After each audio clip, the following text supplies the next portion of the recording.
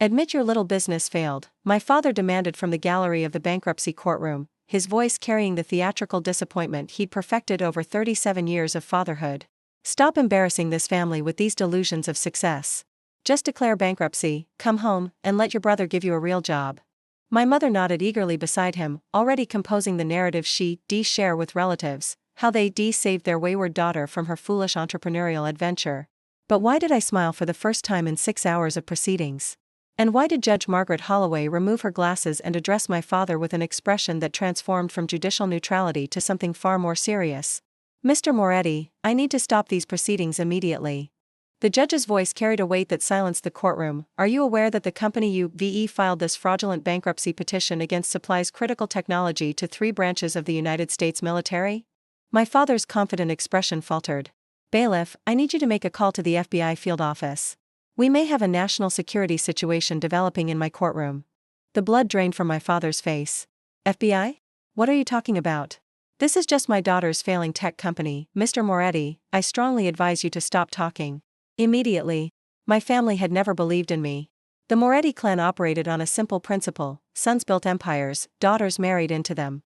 My 3 brothers had been groomed for success from birth: business degrees, family connections, positions in my father's commercial real estate firm. They were the future of Moretti Holdings. I was supposed to be someone's wife. Find a good husband, have children, support him while he builds something, my mother had advised when I'd announced my intention to major in computer science. That's what women in this family do. What if I want to build something myself? Then you learn the hard way that the world doesn't work that way for people like us. People like us meant women. Daughters. Accessories to male ambition rather than architects of our own futures. I'd ignored their advice. Earned my degree. Worked at defense contractors for 8 years, learning the intersection of cybersecurity and military applications. And when I was 32, I'd founded Sentinel Defense Technologies, a company specializing in secure communication protocols for sensitive government operations. My family had never asked what Sentinel actually did. They'd heard tech startup and assumed failure was inevitable. The bankruptcy petition wasn't my idea. My brother Vincent had filed it on behalf of concerned family members, claiming that Sentinel Defense Technologies was insolvent, that I'd borrowed money from relatives that couldn't be repaid, and that court intervention was necessary to protect creditors. Every word was a lie. I'd never borrowed money from my family. They'd never offered, and I'd never asked. Sentinel had been funded through government grants, defense industry investors, and revenue from actual contracts. We were profitable, significantly profitable, but my family didn't know that because they'd never bothered to ask. The petition was Vincent's attempt to force me back under family control. He'd recently taken over day-to-day operations of Moretti Holdings and apparently saw my independence as a personal affront. His little sister, succeeding without his help? Unacceptable. The forged loan documents he'd submitted to the court were almost impressive in their audacity. Fabricated promissory notes. Fake repayment schedules. Signatures that looked vaguely like mine but weren't. He'd expected me to crumble. To admit defeat rather than fight publicly. To come crawling back to the family that had never wanted me to leave. He'd badly miscalculated. The courtroom had been packed with Morettis. My father, mother, Vincent, my other brothers Marcus and Anthony, various aunts and uncles who'd heard there would be family drama worth witnessing. They'd arrived expecting entertainment, the prodigal daughter finally getting her comeuppance. I'd arrived with my attorney, Patricia Okonkwo, and 3 boxes of documentation that would destroy Vincent's case and possibly his freedom. Your Honor, Patricia had begun, we move to dismiss this petition as fraudulent. Every document submitted by the petitioner is fabricated. My client has never borrowed money from her family, has never signed any promissory notes with them, and her company is not insolvent. That's a lie. Vincent had shouted from the gallery. She took $400,000 from family accounts. Mr. Moretti, you are not a party to these proceedings. Sit down and be silent, or you'll be removed. Patricia continued, presenting the real financial records. Sentinel's revenue, $12.7 million last year. Government contracts, 7 active, including 3 with Department of Defense classifications. Employees, 47. Debt, 0. Furthermore, Patricia added, we have forensic analysis of the documents Mr. Vincent Moretti submitted. The signatures are forgeries. The promissory notes were created on software my client has never used. The dates on several documents predate the formation of Sentinel Defense Technologies. Judge Holloway had examined the evidence for nearly an hour. Then she'd asked the question that changed everything. Ms. Moretti, can you describe what your company actually does? We develop secure communication protocols for military and intelligence applications. Our technology is currently deployed by the Army, Navy, and Air Force for classified operations. Classified operations. Yes, Your Honor. I can't discuss specifics, but our contracts are verified through the Defense Contract Management Agency. That's when the judge had stopped the proceedings. The FBI arrived within 40 minutes. 2 agents in dark suits, credentials displayed, expressions serious. They conferred with Judge Holloway in her chambers while my family sat in stunned silence in the gallery. "What's happening?" my mother whispered loudly. "This is just a bankruptcy hearing, ma'am. I need you to remain quiet," the bailiff instructed. Vincent was sweating visibly. He'd expected a simple proceeding, force his sister into admitting failure, maybe gain control of whatever assets her failing company held. He hadn't expected federal agents. The agents emerged from chambers and approached Vincent directly. "Mr. Vincent Moretti, we need to ask you some questions about the documents you filed with this court." "I have the right to an attorney." "You absolutely do. We're not arresting you at this time. But we are investigating whether your fraudulent petition constitutes interference with a defense contractor, which is a federal offense."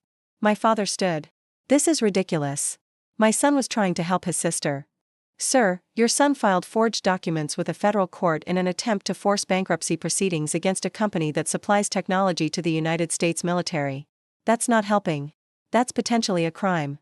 The investigation lasted 4 months. During that time, the full scope of Vincent's scheme emerged. He hadn't just filed the bankruptcy petition, he'd been planning to use the proceedings to seize control of Sentinel's assets, which he believed were undervalued technology patents. His strategy involved forcing a bankruptcy sale, purchasing the company through a shell corporation, and absorbing my work into Moretti Holdings. He'd researched Sentinel just enough to know we had valuable intellectual property. He hadn't researched enough to understand what that property actually was, or who our clients were. The FBI took particular interest in whether Vincent had attempted to access any classified information during his planning.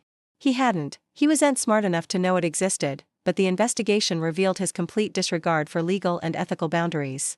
In the end, Vincent was charged with fraud, forgery, and filing false documents with a federal court. The charges related to defense contractor interference were dropped due to insufficient evidence of intent, but the remaining charges were serious enough. He pleaded guilty to avoid trial. 18 months in federal prison, 3 years probation, and permanent disbarment from any involvement in government contracting. My father's attempts to use family influence to reduce the sentence failed. Federal judges don't respond well to pressure from commercial real estate developers, regardless of how many buildings they own. The family reckoning happened at my grandmother's house. She was 87, the matriarch who'd watched her grandchildren grow into adults she didn't always recognize. She'd summoned everyone, parents, siblings, aunts, uncles, to discuss what happened to this family. I hadn't planned to attend. My relationship with the Morettis had been damaged beyond easy repair, and I wasn't interested in performing reconciliation for an audience. But Grandma Lucia had called me personally. "Alessandra, I know they hurt you. But I'm asking you to come. Not for them, for me. I need to understand before I die." So I went. The gathering was tense from the moment I arrived. Vincent was absent, still serving his sentence, but everyone else was present, arranged in the living room like actors awaiting their cues. "Let me be clear about what happened," I said before anyone else could speak. Vincent forged documents and filed them with a federal court. He committed multiple felonies in an attempt to steal my company. He did this because this family raised him to believe that my success was impossible, that anything I built must be failing, must be fraudulent, must be an embarrassment that needed correction. "We never told him to," my mother started. "You told him I was delusional. You told him my little business was a phase. You told him, all of you, that I'd eventually come to my senses and let a man take care of me." I looked around the room. Vincent just acted on what the whole family believes. He's in prison because he got caught, not because his attitude was different from yours. Grandma Lucia spoke from her chair by the window. "Is this true? You all thought Alessandra was failing?" The silence was answer enough. "My granddaughter builds technology for the military. 3 branches, she tells me. And you thought she was failing?" "She never told us what she actually did," my father protested. "We assumed. You assumed because you never asked. Because you decided who she was when she was born, a daughter, not a son, not worth the same investment, not capable of the same success." Grandma Lucia's voice carried steel beneath its age. "I came to this country with nothing. I built a family from nothing.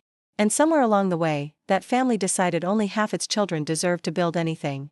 The aftermath was complicated. Some family relationships recovered slowly. My brothers Marcus and Anthony, who had participated in the courtroom humiliation but not the actual fraud, reached out with genuine apologies. They'd been swept along by Vincent's confidence and their father's certainty. They weren't evil, just thoughtless.